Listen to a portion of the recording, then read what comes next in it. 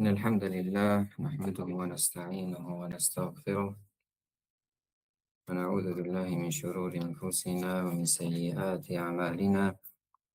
من يهده الله فلا مضل له ومن يضلل فلا هادي له. وأشهد أن لا إله إلا الله وحده لا شريك له، وأشهد أن محمدا عبده ورسوله. يا أيها الذين آمنوا اتقوا الله حق تقاته ولا تموتن إلا وأنتم مسلمون. يا أيها الناس اتقوا ربكم الذي خلقكم من نفس واحدة وخلق منها زوجها وبث منهما رجالا كثيرا ونساء، واتقوا الله الذي تساءلون به والأرحام إن الله كان عليكم رقيبا.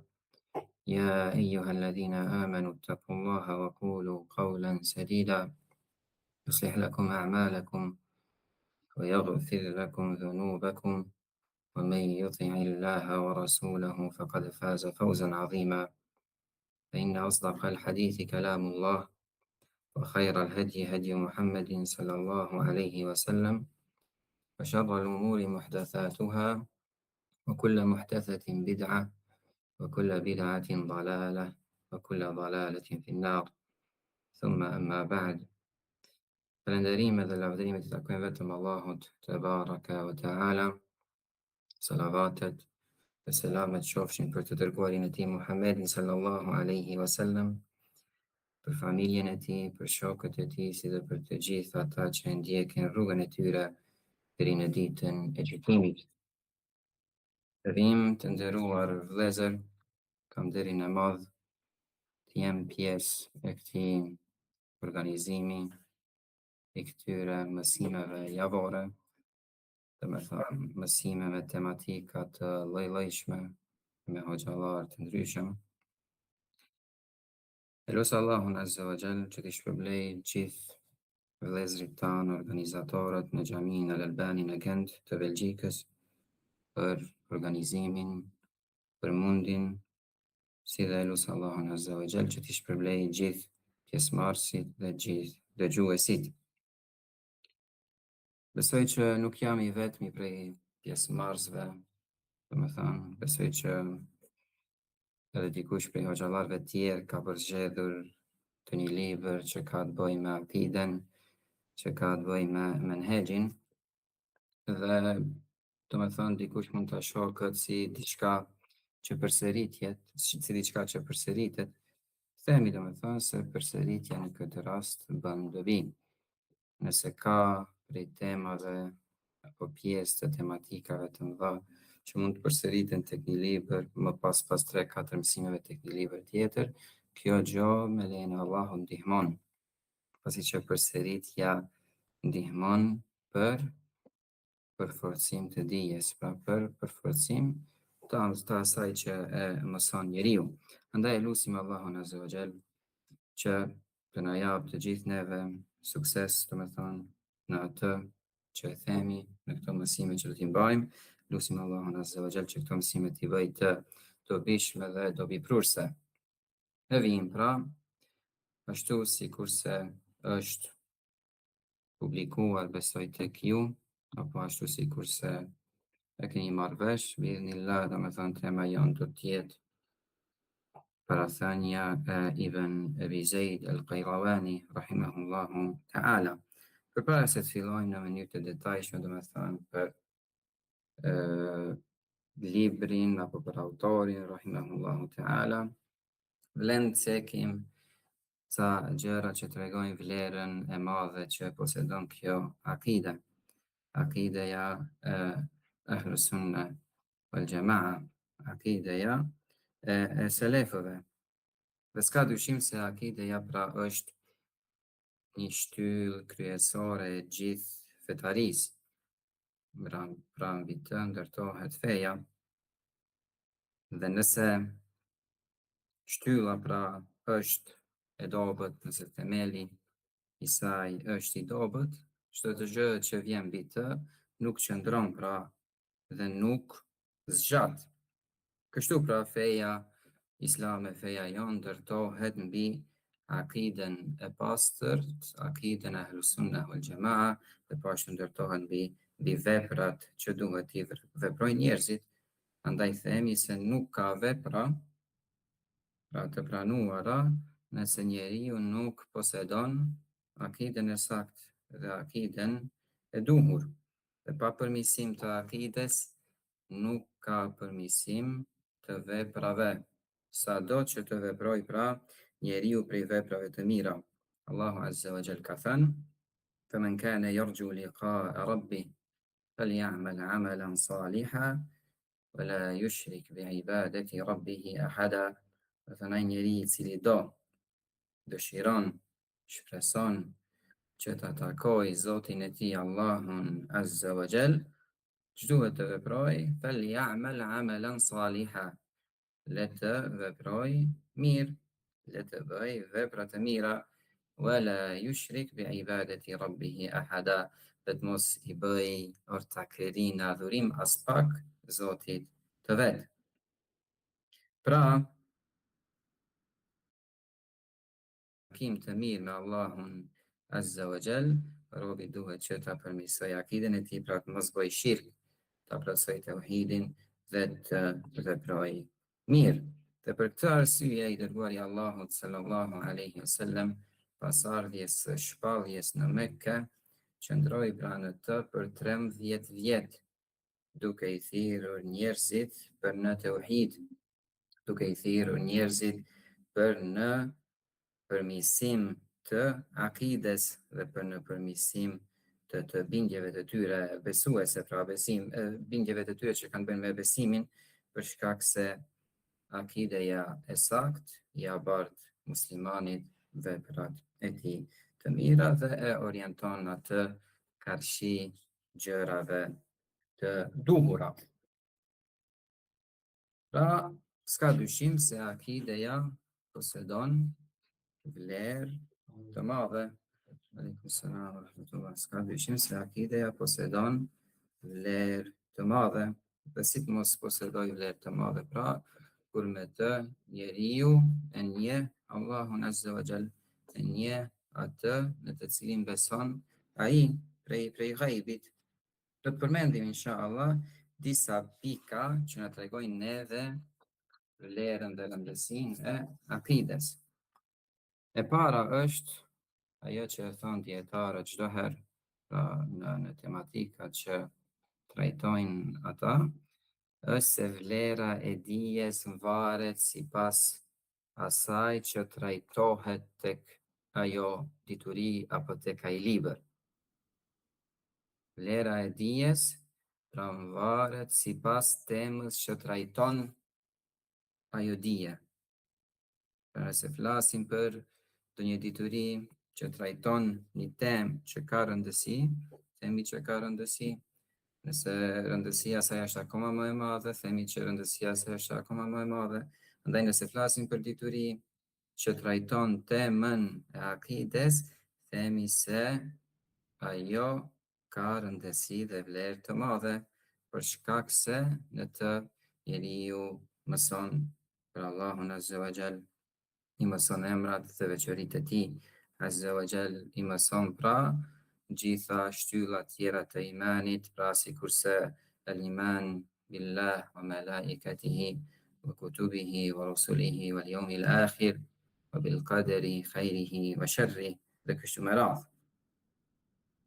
Pika e dytë që na tregon neve rëndësinë e madhe që e posedon akideja është se të gjithë profetët kanë thirrur për në tauhid. Të gjithë profetët i kanë thirrur umetet e tyre, njerëzit e tyre, në përmirësim të akideve të tyre dhe bindjeve të tyre sa i përket besimit të tyre. Gjithë ata kanë thënë ja qaum wa'budullah, o populli im, veçojeni Allahun me adhurim. Allahu Azza wa Jall thot në surën An-Nahl: "Walaqad ba'athna fi kulli ummatin rasula an i'budu Allaha wajtanibu at-taghut." Ne kemi dërguar tek çdo ummet të dërguar, të cilët pra kanë urdhëruar dhe kanë thënë adhurojeni vetëm Allahun dhe largojuni tagutit. Po ashtu Allahu Azza wa Jalla në surën Al-Anbiya thot: "Wa ma arsalna min qablika min rasulin illa nuhi ilayhi annahu la ilaha illa ana fa'budun." Pra dhe ne nuk kemi dërguar përpara teje asnjë të dërguar përveç se i kemi zbritur ati shpalljen se nuk ka të adhuruar tjetër të drejt pos meje, pos Allahut Azza wa Jall, andaj vetëm mua më adhuroni. Aleikum salam wa rahmatullah. Po, pika e tretë, dobia e tretë është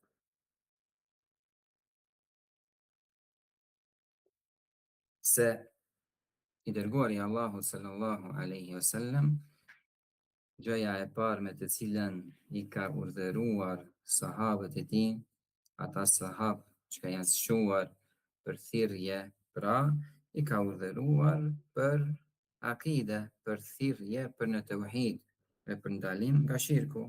Dhe këtë shembull e kemi shembullin e Muadhit, Muadh ibn Jabal radhiyallahu anhu, të cilin dërguari Allahut sallallahu alaihi wasallam e dërgoi në Yemen për t'i thirrur ata njerëz në tauhid.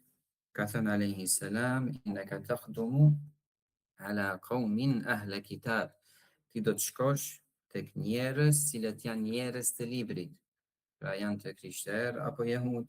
"Falyakun awwalu ma tad'uhum ilayhi ibadatullah."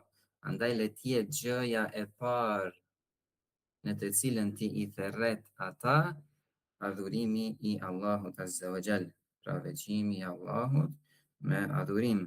Fa idha arafu Allah, pra kur ata ta njohin Allahun ashtu si duhet njihet ai dhe të besojnë tek ai, fa akhbirhum anna Allah qad iftarada alehim 5 salawat, pra atëherë kur ta njohin Allahun, tregoju atyre se Allahu a ka bërë për fars, për obligim atyre 5 vakte, do me thonë të namazeve, dhe vijojnë urdhra tjerë. E shahid, ajo që është për qëllim nga ky hadith, pra që është muttafaq alej në Sahih Buhari dhe Muslim, ose urdhri i parë ka qenë urdhri për thirrje në adhurimin e Allahut, pra në veçimin e Allahut me adhurim dhe në mos bërjen e shirkut dhe ortakërisë nga ndaj Allahut Azza wa Jalla. Pika e katërt që na tregon neve vlerën e akides është se përmirësimi i ummetit varet rreptësisht, tërësisht nga përmirësimi i akides. Pra pa përmirësim të akides, nuk ka përmirësim të ummetit. Pa marrë parasysh metoda që mund të shitet apo të servohet njerëzve dhe besimtarve. Pa përmirësim të akides, nuk ka përmirësim të ummetit. Allahu Azza wa Jall thot: "Kuntum khayra ummatin ukhrijat lin-nas ta'muruna bil ma'rufi wa tanhauna 'anil munkari wa tu'minuna billah." Pra ju, ky ummet, jeni ummeti më i mirë prej njerëzve. Urdhëroni për të mirë dhe ndaloni nga e keqja dhe besoni në Allahun Azza wa Jall. Pra për shkak të besimit të sakt në Allahun Azza wa Jall, vinë veprat sikurse urdhërimi për të mirë dhe ndalimi nga e keqja, dhe për shkak të këtyre dyjave bashk, pra llogaritemi si ummeti më i mirë. Pra nëse ne e humbim akiden tonë dhe i humbim veprat tona, atëherë pra nuk llogaritemi të tillë. Pika e 5 që na tregon neve rëndësinë që mban kjo akida të ahli sunna wal jamaa është se shpëtimi në ahiret varet nga kjo. Pra varet nga besimi i sakt dhe nga akideja e sakt, nga imani i sakt. Të qartazi e citon Allahu te baraka wa taala në Kur'an ku thotë: "Me yakfur bil imani faqad habita amaluhu wa huwa fil akhirati min al khasirin." Pra njeri i cili e kundërshton, e mohon imanin dhe besimin, akiden e sakt, pra veprat e tij do të asgjësohen. Pra mund që të ketë personi vepra, mirë po ato asgjësohen dhe ky njeri do të llogaritet në ahiret prej el khasirin, pra prej humbësve. Dhe nuk ka humbës më të madh, do me thënë se sa këta humbës. I dërguari Allahu sallallahu alaihi wasallam ka thënë se teftariqu ummeti ala 73 milla kulluhum fi an-nari illa wahida. Qalu wa man hiya ya Rasul Allah? Qala ma ana alayhi wa ashabi.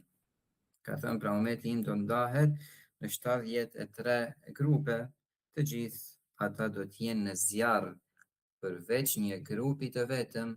Kur sahabët kanë pyetur cili është ky grup i vetëm, i dërguari i Allahut ka thënë ai alayhi salam, është ai grup të cilët qëndrojnë pra në atë që jam unë dhe në atë në të cilën janë sahabët e mi.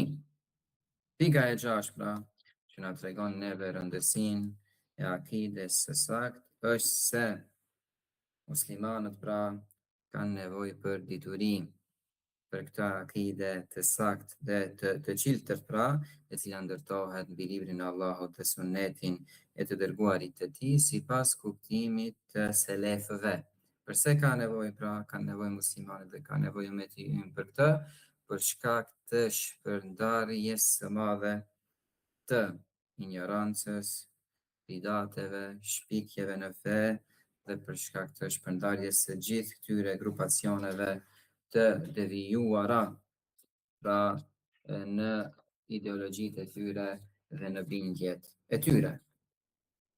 E shtata prej pikave që na tregon neve rëndësinë e akides së Ahlus Sunne wal Jamaa është se me shpërndarjen e këtyre dyshimeve, të këtyre grupacioneve, me shpërndarjen e këtyre ideologjive të gabuara, të rrejshme, të devijuara, që për mbajtjen e tyre posedojnë bidate, harame, epshe dhe çdo gjë të ndaluar, pra me shpërndarjen e tyre i bëhet e qartë muslimanit pra se duhet patjetër të fokusohet në mësimin e kësaj akide, akideja pra në formë të saktë dhe në formë të detajuar që të forcohet imani i tij dhe të shtohet yaqini i tij në zemrën e tij. Andaj kur has dyshime, kur has, domethënë shubuhate të këtyre grupacioneve, nuk ndikohet ai nga këto ideologji të devijuara, pra mbron veten e tij dhe njerëzit që i ka rreth tij. Po, domethënë gjitha këto pika apo këto 7 pika që përmendëm na tregojnë neve vlerën e madhe që posedon kjo akide, kjo bindje akideja e Ahlus Sunne wal Jamaa. Prandaj duhet që ta mësojmë ne këtë për vetët tona. A do të thotë kjo se duhet që të mjaftohemi me vetët tona? Jo, do të thonë njeriu e mëson për veten e tij dhe e tregon këtë akide të saktë tek njerëzit atë sa ka mundësi, duke filluar nga njerëzit më të afërm, dhe fshehja e akides dhe besimit është diçka e ndaluar. Allahu Azza wa Jall ka thënë: "Wa idh akhadha Allahu mithaqa alladhina utul kitab latubayyinunnahu lin-nasi wa la taktumunah." Pra dhe Allahu e ka marrë besën nga njerëzit e librit, latubayyinunnahu lin-nas, ju do t'u sqaroni këtë njerëzve, pra këtë besim dhe këtë akide, wala taktumuna, do të thonë dhe nuk do ta fshihni atë. Një gjë e tillë pra është e ndaluar. Dhe njeriu pra ofron apo jep në këtë aspekt sipas mundësive që posedon, atë sa ka dituri, atë sa ka mësuar në formë të saktë, mundohet që në formën më të mirë ta transmetoj tek të tjerit, duke filluar pra me fëmijët e vegjël, duke filluar pra me njerëzit rreth tij, familjen e tij dhe kështu me radhë. Po, do të thonë, këtë akide që është e bazuar në librin e Allahut, në sunetin e të dërguarit të tij sallallahu alaihi wasallam, sipas kuptimit të selefëve, dhe në ijma, dhe në ijma. Pra, po, të më thonë, si pas kuptimit të selefeve është një, si të themi, do të thënë, një nyje mjaft e fuqishme, se mund që njerëzit të kuptojnë këto argumente, librin e Allahut dhe sunetin e të dërguarit e tij sipas kuptimeve të tyre, pra themi se këta janë kuptime të gabuara. Duhet që kuptimi i këtyre argumenteve të jetë sipas kuptimit të selefëve, të jetë sipas kuptimit të sahabëve, të atyre njerëzve të do me thonë, që Allahu Azza wa Jall i ka lavdëruar ata për besimin e tyre dhe ka bërë udhëzimin në ndjekjen e tyre. Pra sahabët, Allahu Azza wa Jall thot, fe in amanu bimithli ma amantum bihi faqad ihtadaw. Pra nëse njerëzit besojnë në atë të cilën gjendeni ju, atëherë ata do të udhëzohen. Pra, atëherë i llogarit Allahu të udhëzuar njerëzit, kur ata besojnë ashtu si kurse kanë besuar sahabët e të dërguarit të Allahut, sallallahu alaihi wasallam. Dhe kështu në hadithin që përmendëm më herët, na ka porositur neve dhe i dërguari i Allahut, sallallahu alaihi wasallam, ka thënë pra, ma kana men kana ala mithli ma ana alaihi al-yawm wa ashabi, pra ata cilët do të jenë atë që jam unë sot dhe sahabët e mi. Pra ky është mu'taqadi apo kjo është akideja e saktë, pra akideja e shekullit më të mirë, pra akideja që kuptimin e argumenteve e bën me kuptim të selefëve, pra me kuptim të sahabëve, tabiinëve dhe imamllarëve të ahlus sunne wal jamaa. Dhe me thënë, këto ishin disa pika që nga tregojnë neve rëndësin e akides së sakt. Pra, kur flasim për tematikën tonë, pra folëm për rëndësin e akides, tash do të flasim për tematikën tonë, do me thënë librin tonë, që është el-Muqaddime, pra parathënia e imamit, el-Hafidh, Ebu Muhammed, Abdullah ibn Abdirrahman ibn Abi Zaid el-Qayrawani.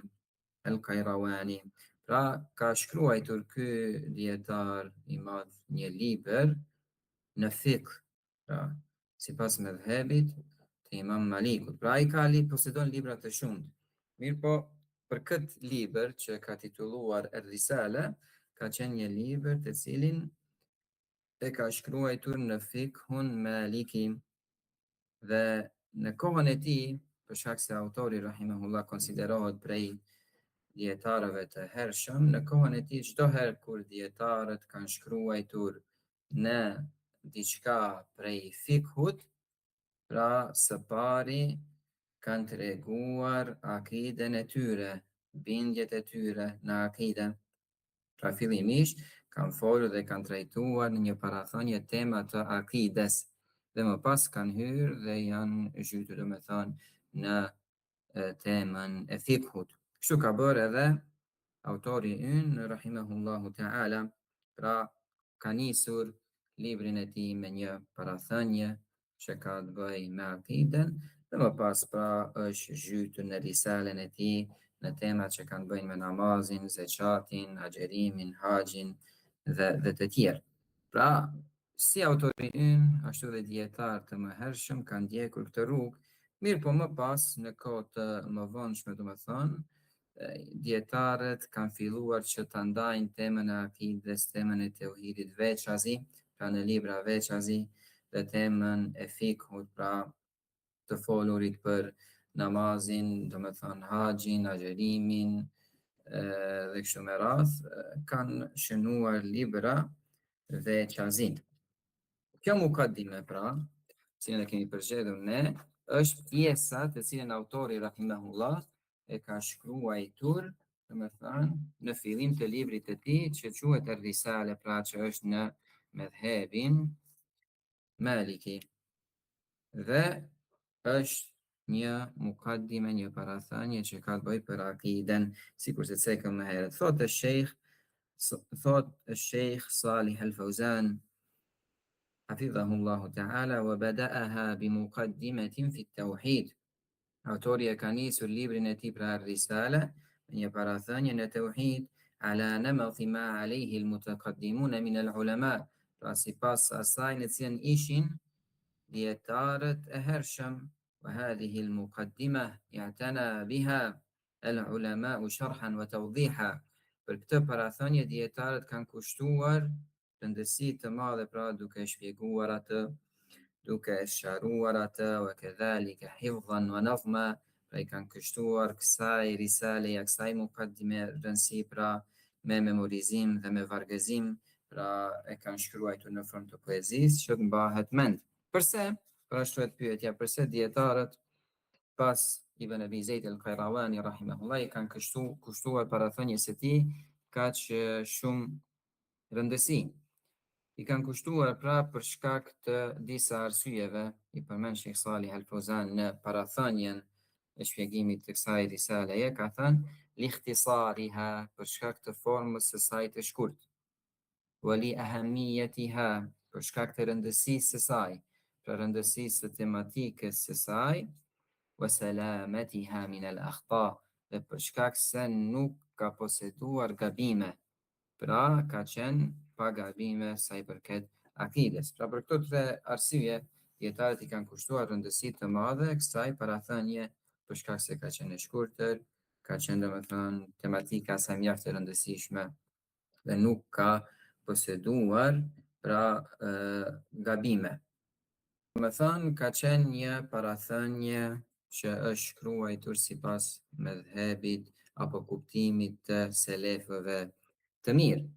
Dhe të regon Sheikh Salih Al-Fawzan në parathënies son, pra të regon se në kohën e 4 imamëve, do me thënë, njerëzit kanë qenë, pra njerëzit që kanë qenë në udhëzim, kanë qenë të qartë në udhëzimin e tyre, në bindjet e tyre dhe në akiden e tyre, dhe ata që kanë qenë të devijuar, do me thënë, kanë qenë të qartë në devijimin e tyre. Do me thënë, kështu kanë vepruar edhe tilmidhat, nxënësit e tyre, e kanë marrë diturin prej tyre, akiden prej tyre në formë të pastër dhe kanë transmetuar tek të tjerë, domethënë, kështu që themelet e fesë kanë qenë të qarta dhe të mbrojtura deri në vitet e 400 të Hijretit. Domethënë përmend Sheikhu se në atë kohë kanë hyrë sufit me dyshimet e tyre, kanë ardhur kuburit, domethënë, ata njerëz që mirën me varreza, pra po ashtu domethënë ideologjit filozofike kanë qenë në po të njëjtën periudhë kohore. Andaj njerëzit e thjesht kanë lënë, apo themi janë shmangur argumentimit me librin e Allahut dhe me sunetin e të dërguarit e tij sallallahu alaihi wasallam. Ço thot kjo? Kjo do thot se i kanë dhënë përparësi logjikës ndaj argumentit. Nëse kam pas një ajet apo një hadith dhe kam pasur një mendim, do me thënë, të logjikës, një bindje të logjikës për këtë çështje, përparësi dhe pesh i kanë dhënë logjikës ndaj argumenteve, do me thënë, argumenti nëse është përputh me logjikën e tyre, atëherë ka qenë i saktë, dhe nëse nuk është përputhur me logjikën e tyre, ka qenë pra i dobët dhe nuk është pranuar. Përse? Kanë thënë, do me thënë, pretendimi i tyre ka qenë se logjika nuk gabon. Logjika, do me thënë, nuk gabon. Nëse njeriu gjykon me logjikë, ai nuk gabon. Ndërsa argumentet, pra, sidomos, do me thënë, hadithet dhe sunetet, mund që tjetë senedi i tyre i dobët, mund do me thënë që tjetë transmetuesi i tyre dikush që harron apo dikush që nuk është i besueshëm dhe kanë ardhur me këto dyshime tek njerëzit e thjesht, do me thënë, andaj shumë prej njerëzve kanë lënë argumentimin me librin e Allahut dhe me sunetin e të dërguarit të tij dhe i kanë dhënë përparësi ideologjive dhe bindjeve filozofike. Pra kanë lënë ideologjinë e të parëve tanë të mirë dhe kanë zëvendësuar atë me logjik. Dhe kjo gjë ka hyrë edhe tek shumë fukaha, pra të katër medhebeve. Do të thënë gjenë në histori prej fukahave të cilët medhebin e tyre e kanë Shafi'i, apo Hanbali, apo Hanefi, apo Maliki. Do të thënë medhebin, fikun e tyre e kanë të tillë, mirë po bindjet ideologjike i kanë, do të thënë filozofike, që thotë se përparsin ja kanë dhënë logjikës dhe argumenteve, së mos në çështje të rëndësishme të akides, në çështje që do të cekim ne biidhnillah në librin tonë, inshallah, në mësimet në vim. Më pas, pra, në kohën kur Fatimit, do me thënë, kanë zaptuar Egjiptin, do me thënë, grupacionet sufiste janë shtuar akoma ma shumë, do me thënë, dhe tek shumë njerëz të thjesht, pra akideja e sakt ka humbur. S'do të thotë kjo, do me thënë, se ka humbur në mënyrë të plotë. Në çdo periudhë kohore Allahu Azza wa Jall ka dërguar dietar, ka dërguar a'lam, do me thënë, dhe në këtë kohë ka qenë Sheikhul Islam Ibn Taymija rahimahullah, po ashtu nxënësi i tij Ibn al-Qayyim rahimahullah, pra kanë qenë dietar të cilët janë marrur me tema të tilla, me tema të refuzimeve, të dyshimeve, të gjithë këtyre grupacioneve që përmendëm ne. Kthehemi, do me thonë, pas një udhimi të shkurtër historik, kthehemi tek ajo që thamë në fillim, pra kjo parathënie e Ibn Abi Zeid el-Qayrawani rahimahullah, që ja ka bërë risales së tij, pra që ka qenë në fikun e Imam Malik rahimahullah, ka qenë pra sipas medhebit të selefëve përpara ardhjes dhe përpara ndikimit të shumë njerëzve me këto dyshime që përmendëm ne, që kanë ardhur më vonë. Pra ka qenë prej dietarëve të hershëm dhe ka lindur në vitin 316 të hijretit. Ka qenë pra në akide selefie të qartë, të cilën e ka marrë nga shujuhet e tij, dhe ka qenë shumë i thelluar në fikun e Imam Malikut rahimahullahu ta'ala, sa që dietarët në kohën e tij dhe pas kohës së tij e kanë quajtur Malikun as-Saghir, do të thënë Maliku i vogël. Do të thënë është prej dietarëve që posedon peshën më të madhe në medhebin Maliki. Dhe shkaku, pra që e ka shkruar këtë risale, pra që me të cilën ekziston edhe kjo mukaddime, kjo parathënie që do mësojmë ne, është se mësuesi i tij i Kur'anit, mësuesi që ja ka mësuar atij Kur'anin, ka kërkuar nga Ibn Abi Zeid, pra Abu Muhammad, ka kërkuar nga ai që të shkruajë një libër në fikun e Imam Malikut rahimahullah, që ta posedoj ai në xhami kur u mëson pra nxënësve të tij Kur'anin. Pra të ekzistojë edhe ai libër që shfletohet mes tyre, mësohet edhe fiku i Imam Malikut, do të thënë dhe akideja e saktë e Imam Malikut rahimahullah në xhami dhe tek studentët e shejkhut të tij. Dhe kur është përfunduar, pra ka pasur ky libër, kjo risale themi, do të thënë një famë të madhe, janë gëzuar, do të thënë, njerëzit në zonat, shtetet rreth Marokut, do të thënë El Maghrib El Arabi, që thuhet në arabisht, do të thënë janë gëzuar tej mase, është shpërndar libri i tij jashtë mase, sa që transmetojnë dietarët se është shkruar libri i tij me ar, është shkruar aq shpesh i kanë dhënë njerëzit këtij libri, sa që është shkruar me ar të shkrirë, do me thënë, dhe është shitur, sikur se përmend, do me thënë, Sheikh Arafati, Allahu e ruajt, në komentin që ja ka bërë kësaj risaleje, është shitur për 20, do me thënë, dinar, që vlerë që është, do me thënë, shumë e madhe, e skajme. Po, thot Sheikh Salih Al Fauzan, do me thënë, Allahu e ruajt, وليست العبرة بضخامة المؤلف، do me thënë, kur njeriu shënon një libër, do me thënë, nuk është rëndësia tek fletushkat, fletët apo madhësia asaj që shënon, do me thënë, apo që ka shkruajtur innama al-ibratu bima fil muallafi min al-ilmi sahih. Ajo që ka vlerë është ajo që shkruhet në atë libër prej diturisë së saktë dhe prej dobive të shumta që i përbën. Ajo pra, do me thënë, duke qenë, do me thënë, sinceriteti për Allahun Azza wa Jall tek autori pra.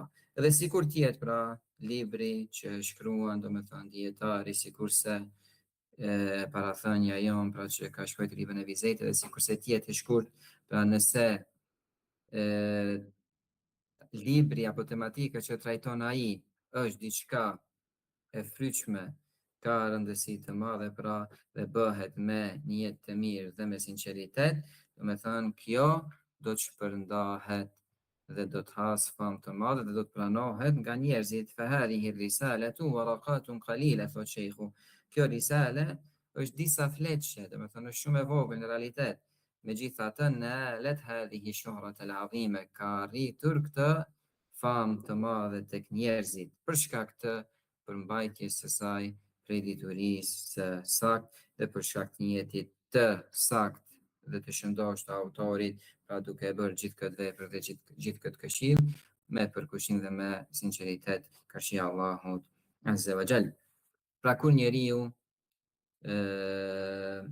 bën diçka, vepron diçka në veprat e tij, do me thënë edhe nëse bën thirrje, davet, do me thënë diçka mundohet që të ofrojë diçka prej vetes së tij as sa ka mundësi dhe as sa di, do me thënë në formë të sigurt, kuptohet, Allahu Azza wa Jall hedh bereket, do me thënë bën bereket në veprën e tij dhe në diturinë që transmeton ai, dhe inshallah do me thënë ajo që transmeton ai dhe këtu hym gjithë ne, do me thënë bëhen të bereqeshme dhe në të ka dobi, pra sikurse kjo risale ka që shkurtër nga autori ynë Ibnu Ebi Zeid el-Qayrawani rahimahullahu ta'ala. Do me thënë folëm për rëndësinë e akides në formë të përgjithshme, folëm për tematikën tonë sa do pak, kuptuam se në çfarë periudhe kohore ka jetuar autori rahimahullah dhe si apo në çfarë forme ka shkruar këtë libër. Tash ngel që të flasim për shkakun e përzgjedhjes së kësaj risaleje për ta mësuar. Pra cila është arsyeja që e kemi zgjedhur ne këtë risale që ta mësojmë së bashku. Inshallah do të përmend disa arsye. E para është lavdërimi i dietarëve që ja kanë bërë akides së autorit rahimahullah. Pra gjithë dietarët e kanë lavdëruar akiden e tij, e kanë lavdëruar atë për akidet e saktë.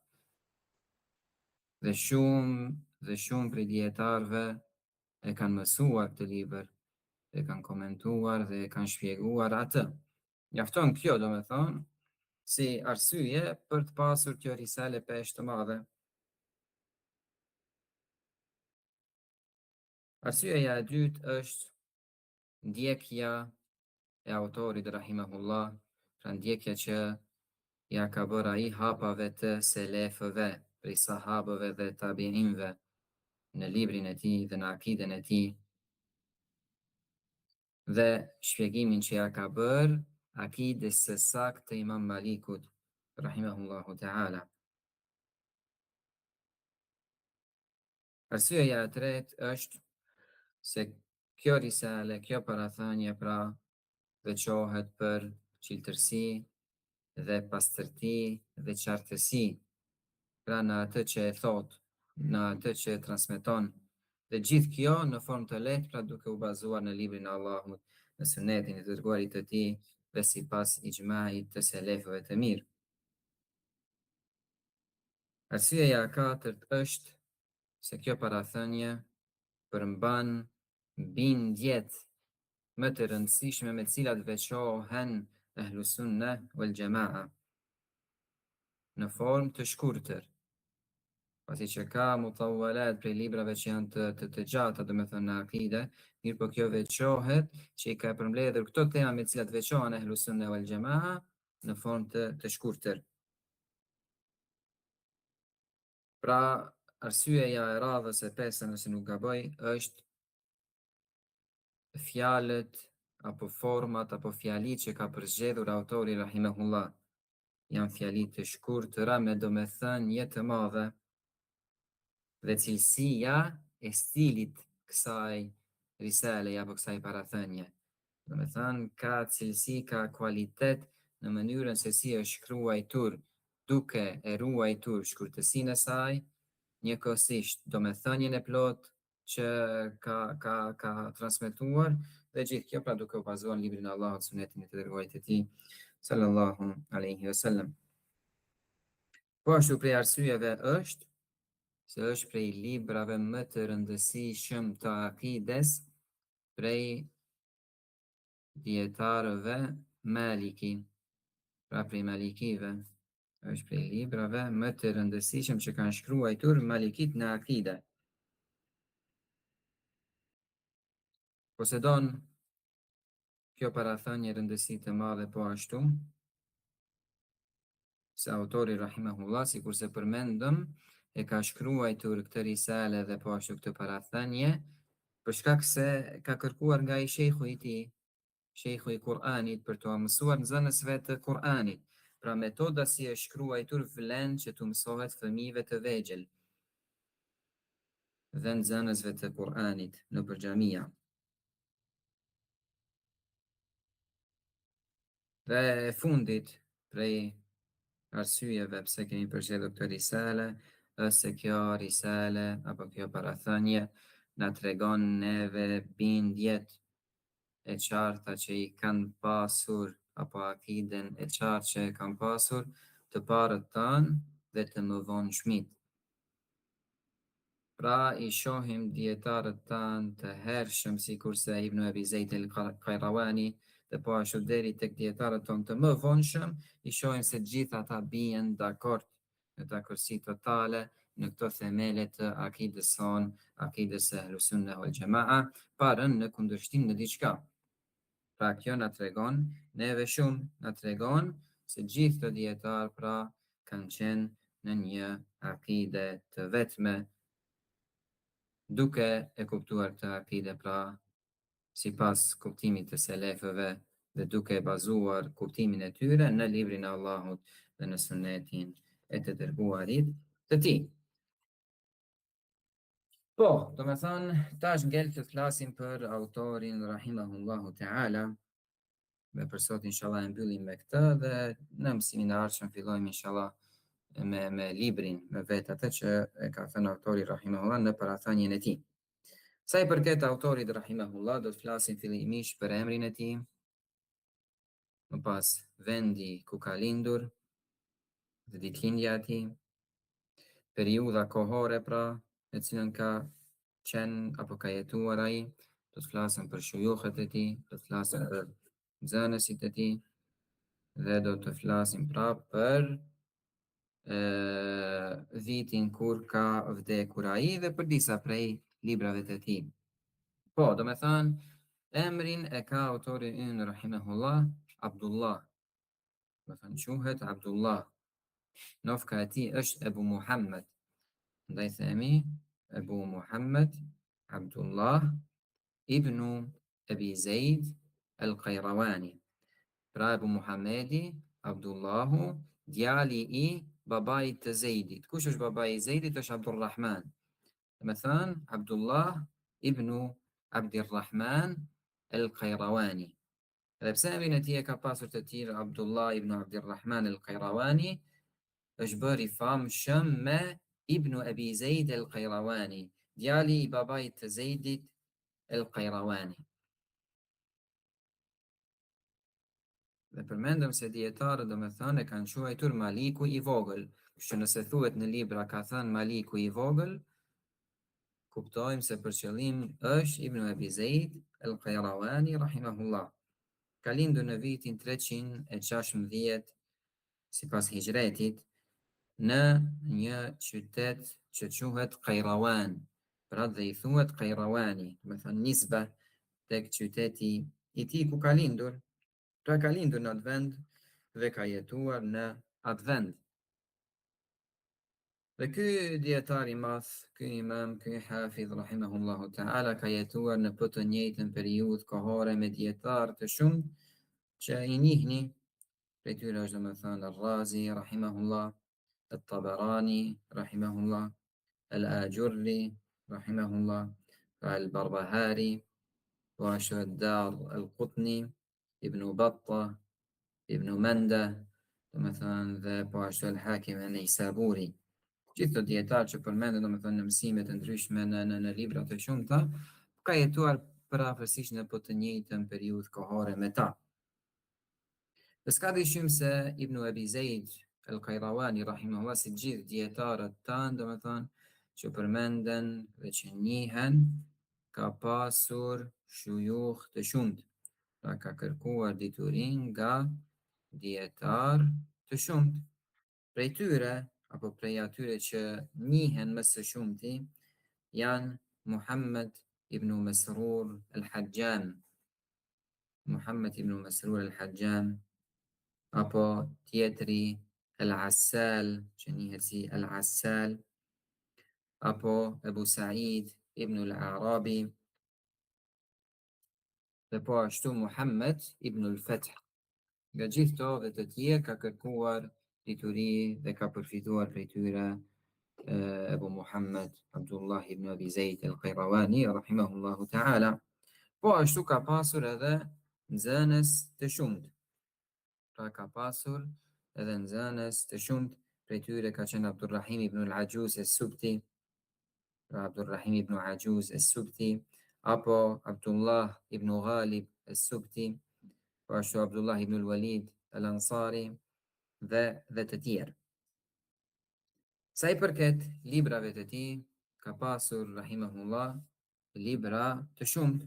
Ka thënë al-Qadhi Iyad rahimahullah, wa mala'at al-bilada tawalifu. Pra e kanë mbushur vendin librat e tij. Wa jumlatu tawalifihi kulluha mufidatun badi'a. Dhe pra të gjithë librat e tij janë të dobishme dhe të rralla në bukuri. Pra veçohen në bukuri, wa ghaziratul ilm, pra dhe të mbushura me dituri. Wa qad balagat muallafatuhu nahwa 30 muallafan. Ka thënë al-Qadhi Iyad, librat e tij janë diku 30 libra. Wa min ashhariha, dhe ka përmendur rahimahullah cilat janë librat më të famshëm. Ka qenë apo është an-Nawadir wa Ziyadat, një libër an-Nawadir wa Ziyadat që ka bëjë me hadithet. Pra libri tjetër është Ikhtisar al-Mudawwana. Thot al-Qadhi Iyad, ala kitabejhi hadhain al-muawwalu bil-Maghribi fi at-tafaqquh. Domethënë këto dy libra që përmendëm tash, Qadhi Iyad thot, janë librat kryesor nga ku mirret domethënë dituria në vendet e al-Maghrib al-Arabi, pra në ato zona. Po ashtu prej librave të tij është al-Iqtida bi ahli sunna, pra ndjekja e ahli sunna. Po ashtu Kitabu Dhab an madhhabi Malik, libri pra mbrojtja e medhhebit të Imam Malikut. Po ashtu prej librave të tij është Ar-Radd ala al-Qadariyya, refuzimi çka ka bërë ai kaderive. Pra s'ka dyshim se dietarët kanë dhënë lëvdata të shumta për të, sikurse al-Qadhi Iyad kur i ka përmendur librat e tij. Mirë po, do të përmendim disa prej fjalëve, sikurse fjalët e Dhahabijut, po ashtu Abdul Hayy al-Hanbali, po ashtu al-Qadhi Iyad që kanë thënë pra për Abu Muhammedin ibn Abi Zeid al-Qayrawani rahimahullahu ta'ala për ta njohur pozitën e tij. Ka thënë Qadhi Iyad, kana Abu Muhammad rahimahullah imamu al-Malikiyyati fi waqti. Ka qenë Abu Muhammedi Allahu mëshiroft imami i Malikive në kohën e tij. Wa qudwatuhum, shembulltyra e tyre. Wa jami'u madhhabi Malik, ka qenë pra përmbledhësi i madhhabit të Imam Malikut. Sharihu aqwali, do të thonë ka qenë shpjeguesi i fjalëve të tij. Wa kana wasi'a al-ilmi kathira al-hifdhi war-riwaya, ka poseduar pra dituri të shumtë, memorizim të shumtë dhe transmetime të shumta. Wa kutubuhu tashhadu lahu bidhalik, pra këto na dëshmojnë neve vet librat e tij. thot një fjalë të bukur, fasihul qalami dha bayanin wa ma'rifatin bima yaqulu, ka pasur një laps orator që kur ka folur pra fjalë kuptim plot dhe ka ditur, do të thonë ta shpreh atë që do ai. Do të thonë ka pasur oratëri të skajme në librat që ka shkruar rahimahullah. Do të thonë dhaban an madhhabi Malik, thot Qadhi, ka mbrojtur madhhabin e Malikut, qaiman bil hujjati alayh, është argumentuar pra për madhhabin e tij, basiran bil raddi ala ahli al ahwa, do të thënë ka qenë largpamës në refuzimin që ua ka bërë njerëzve të epsheve dhe devijimeve, wa haza riasat ad-dini wa ad-dunya, pra ka arritur kulmin në dunja dhe në fetari. Wa ilayhi kanat ar-rihlatu min al-aqtar, për tek ai kanë udhëtuar njerëzit nga vende të ndryshme të botës, kana nujabu ashabi, ka qenë pra i dalluari i shokëve të tij.